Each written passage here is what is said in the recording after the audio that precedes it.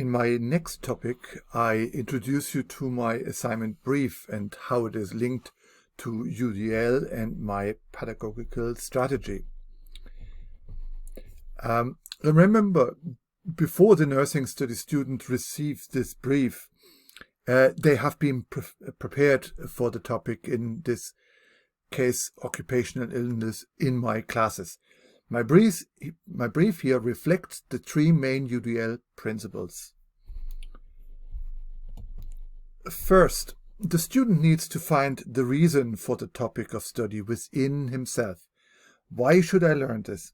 I have done this in my class delivery, and now you find it here in the brief. The student asks, is this relevant for me? And my topic is linked to the vocational area and his/her career path. This is important. This is an important part and generates the motivation and energy required to complete this assignment. The second UDL principle focuses on what. Again, we need to consider the learner and provide choice, allowing the learner to reason, to choose what he believes is important and relevant. UDL has a great emphasis on learner autonomy, but the brief provides teaching guidance too, and we can see this here in our choices.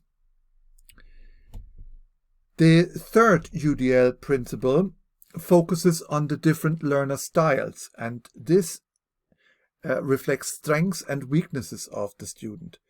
UDL emphasizes choice again and allows learners with learning disabilities to overcome their barriers.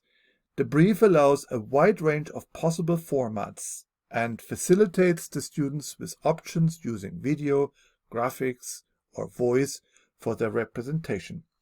So, for example, a student with dyslexia can choose other formats than writing. Certainly, Moodle plays a very important role. Everything is embedded there. We can find the brief. The student submits their work here, and he will also find feedback. We can see also here how Moodle has important aspects such as support resources, and this will be my next topic.